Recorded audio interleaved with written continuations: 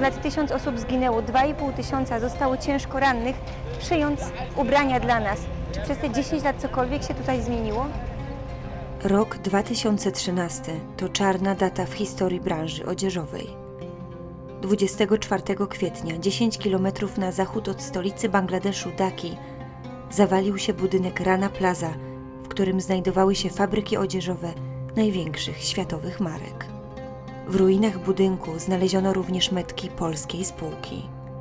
W wyniku katastrofy zginęły 1134 osoby, a około 2,5 tysiąca odniosło poważne obrażenia. Wśród zabitych i rannych pracowników fabryki były także dzieci. Tego dnia świat obiegły zdjęcia ruin i uwięzionych w nich ludzi, a później poukładanych na ziemi ciał. Katastrofa w Rana Plaza zwróciła uwagę świata na nieludzkie warunki pracy w fabrykach zlokalizowanych głównie w krajach azjatyckich. To właśnie tutaj 10 lat temu zawaliła się Rana Plaza. Po dekadzie od tej tragedii przyjechałam zobaczyć, jak dziś wygląda biznes odzieżowy w Bangladeszu. W odpowiedzi na katastrofalną sytuację w fabrykach 200 światowych marek podpisało porozumienie na rzecz bezpieczeństwa pracowników Akord. Zaczęto budować także najnowocześniejsze fabryki, mające poprawić wizerunek branży i być wizytówką szwalni zorientowanych na eksport. Odwiedziłam jedną z nich. I think we are more or less produce for most of the top brands, say all the brands for Inditex and also Next, and say talk about American brands, Calvin Klein, Tommy Hilfiger, DKNY, and many other brands. Yeah. Here in this factory we produce outerwear, activewear, sportswear, and yoga wear. Niestety to nie jedyna fabryka, w której szyje choćby spółka Inditex. Według raportu Fashion Checker spółka wypada bardzo słabo, jeśli chodzi o indeks transparentności. Nawet w tej fabryce nie pozwolono mi zapytać pracowników, ile zarabiają. Fabryk zorientowanych na eksport jest w Bangladeszu ponad 4000. Połowa z nich otrzymała stosowny certyfikat bezpieczeństwa RSC. W stolicy kraju i jej okolicach znajduje się jednak prawie 7000 dużych i małych fabryk. Ruszyłam do dzielnicy, w której jest ich najwięcej. Mohammad হানিফুল ইসলাম আমার বয়স হচ্ছে 14 বছর আমার গ্রাম হচ্ছে রংপুরে আমি এখানে কাজ করি আমার মহাজন অনেক ভালো আমি এখানেই থাকি এখানেই খাওয়া দাওয়া করি সকাল 9টা থেকে সকাল 10টা দিয়ে রাত 10টা পর্যন্ত Mimo wiatraków, które tutaj całe szczęście działają, jest ponad 40 stopni, a z zewnątrz jest 36 stopni, tutaj nie ma żadnego przewiewu, jest potworny upał, a chłopiec pracuje tutaj całymi dniami, a jeszcze to nie jest najbardziej gorący sezon w Bangladeszu. Zapytałam pracujące w fabrykach dzieci, jak długi jest czas ich pracy oraz ile zarabiają. Ich odpowiedź była dla mnie szokująca. আমি এখানে থাকি আমি এখানে কাজ করি শিখতাছি এই যে সপ্তাহে 100 টাকা কত সপ্তাহে কত পাও 100 তিন বেলা এই যে মেসো Ten mały chłopiec robi koszulki i za tydzień pracy otrzymuje 100 taka, czyli niecałe 4 złote. And do you know how many clothing you produced in 1 month? এক মাসে কতগুলি জামা আপনি বানান এটার কোনো ধারণা আছে? হ্যাঁ 5000 piece Around 5000 pieces. Kolejne pomieszczenie w kolejnym pomieszczeniu dzieci. 100 taka to niecały $1, czyli prawie 4 złote. Za tę kwotę można kupić zaledwie 1,5 kg ryżu. Niska zapłata jest argumentowana tym, że dzieci dopiero przyuczają się do zawodu. সপ্তাহে দেয় কত? 100 করে দেয় আর খাওয়া মালিক দেয়? হ্যাঁ Po kilku godzinach w fabryce odkryłam przerażającą prawdę. Wszystkie dzieci, które tutaj pracują, śpią tutaj na podłodze w tej fabryce, ponieważ pochodzą w ogóle z zupełnie innego stanu w Bangladeszu. আমার নাম জীবন 11 না 13 বছর শিখতাছি আচ্ছা তোমার খাওয়া দাওয়া দেয় আর টাকা দেয় সপ্তাহে? হ্যাঁ কত টাকা দেয়? 100 টাকা করে খাওয়া দাওয়া দেয়? আচ্ছা আর তোমার এটা থাকো কোথায়? রংপুরে Większość pracujących w fabryce dzieci mówiła, że jest uczniami, więc otrzymuje jedynie 4 zł za tydzień pracy i ciepły posiłek. Powiedziały mi także, że śpią na podłodze w fabryce, w której pracują. Co ciekawe, wszystkie dzieci, niezależnie od wieku, mówiły, że mają 14 lat. W Bangladeszu praca dzieci powyżej lat 14 jest bowiem legalna. In our country, 14 plus, not child labor, light works, not much more than 5 hours a day. But below 14, child work is prohibited. It is our law. But the scenario is very different. Ta fabryka ma kilka pięter, jest olbrzymia i w każdym pomieszczeniu pracują dzieci. Ale w ogóle warunki dorosłych też są tragiczne. Getting the primary health attend. Like if they cut their finger in when they are working, they are not going to get any medical support or medical help, nothing.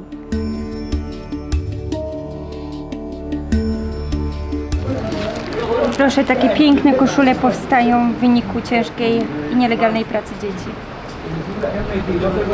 Koton jest.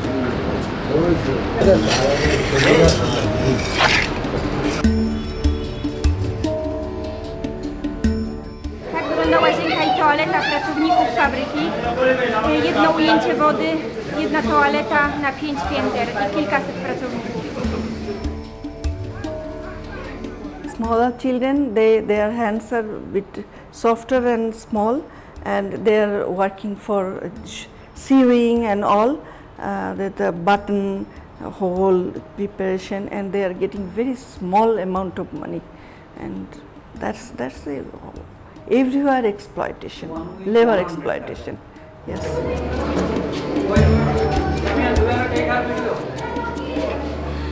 Weszłam teraz do jakiegoś pomieszczenia, prawdopodobnie jest to magazyn i tutaj w worach jest mnóstwo białych koszulek i te koszulki nie mają ani nadruków, ani przede wszystkim metek.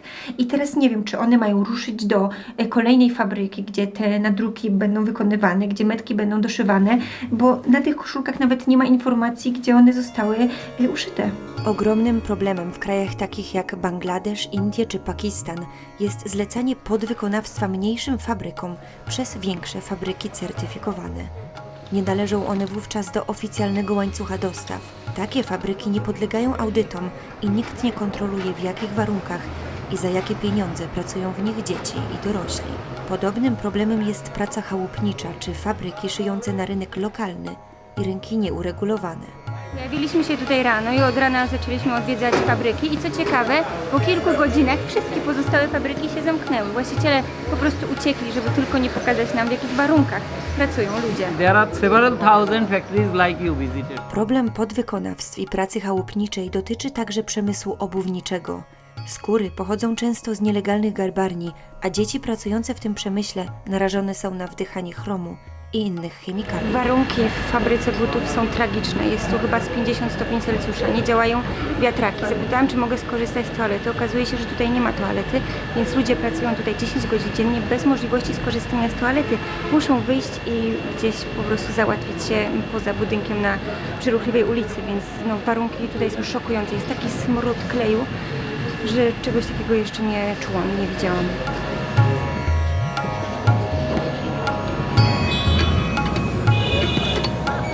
Pracownicy fabryki butów mają dostęp tylko i wyłącznie do takiej zewnętrznej pompy wodnej. Tutaj właśnie tą wodę piją, tą wodą obmywają spocone ciała.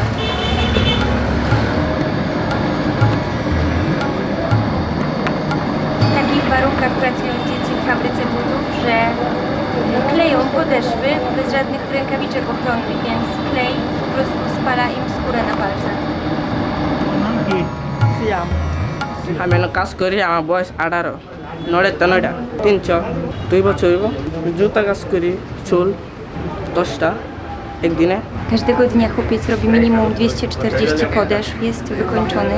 Nie wiem, czy widać, ja cała płynę, jest tu naprawdę bardzo gorąco. No i zarabia 300, tak. W większych zakładach sytuacja wyglądała podobnie. W fabryce butów ten chłopiec nakłada klej gołymi rękami, bez żadnych rękawiczek. Jaki to ma wpływ na jego skórę, na jego organizm?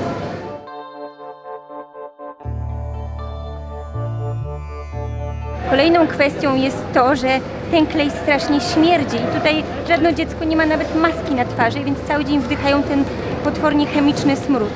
Według raportu Międzynarodowej Organizacji Pracy zaledwie w ciągu 3 lat od tragedii w Rana Plaza doszło do co najmniej 35 wypadków w innych fabrykach tekstylnych, a prawie 2 razy więcej w zakładach obuwniczych i garbarniach. You know, there are some factories in just nearby Dhaka, and there is a fire incident, and 53 children died by burn. But the problem is, in that factory there are policies, children will not be employed, and that they are just denying, there are no children, but their body found. Jeden but może zawierać nawet 26 różnych materiałów i składać się z 65 oddzielnych komponentów, z których wszystkie wymagają około 360 etapów obróbki. Niektóre elementy wymagają obróbki ręcznej. Takie prace wykonują najczęściej dzieci.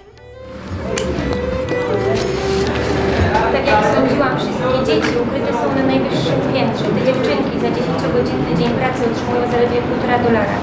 Akurat te małe dziewczynki są odpowiedzialne za robienie pasków do sandałów. আমার বয়স 15 আর নাম রেখা। 8টার থেকে 6টা করি কাজ আফার বানাই। একদিন এমন 800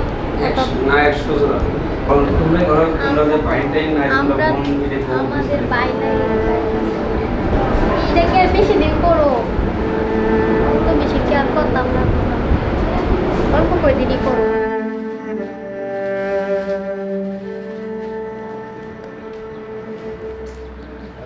How many shoes factories are here? There is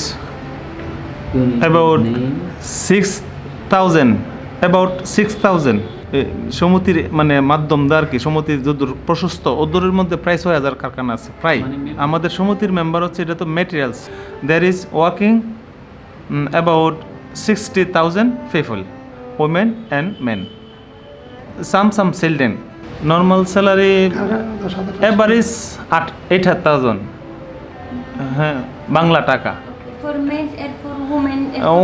women 6,000 মানে about 5, 6 or 7 men 10, 12,000 taka children 3,000, 4,000 something.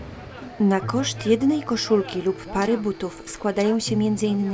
marża sklepu, zysk marki, koszt materiału, koszty transportu i zysk fabryki. Pracownicy szwalni czy fabryki obuwia otrzymują mniej niż 0,5% ceny, którą płacimy. Dzieci są zaangażowane niemal w każdy proces powstawania butów, przez wycinanie podeszw, klejenie ich, popakowanie butów w kartony.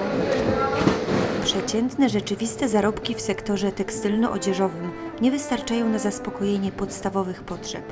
Zarówno płaca minimalna, jak i płaca rzeczywista ma niewiele wspólnego z tak zwaną godną płacą, wystarczającą na życie, czyli pokrywającą faktyczne koszty utrzymania. Pracujący w fabrykach dorośli i dzieci albo śpią na podłodze w fabryce, albo też mieszkają w slumsach w pobliżu zakładów pracy. Koszt wynajmu blaszanego domu to więcej niż połowa miesięcznego zarobku. Siam marzy o tym, żeby dzięki jego pracy kiedyś jego młodszy brat, zamiast do fabryki, mógł pójść do szkoły. No i jak zwykle jesteśmy na 10 metrach kwadratowych. Tutaj mieszka 6-osobowa rodzina. Wiatrak ochładza trochę gorące powietrze, no i przychodzą tutaj pracownicy spać, bo całe dnie spędzają w fabryce. Na niskie płace i brak transparentności łańcucha dostaw ogromny wpływ ma wzrost znaczenia szybkiej mody, tzw. fast fashion. Marki produkują szybko i tanio, kosztem planety i ludzi. Świadome skracanie żywotności ubrań poprzez obniżenie jakości powoduje, że częściej sięgamy po nowe rzeczy. So everywhere, I think, I am working with this sector at least 10 years.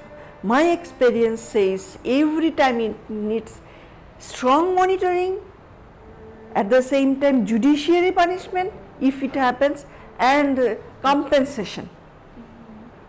So then the factory owners, the employers will be much more aware. If they get financial punishment, we have financial punishment very less.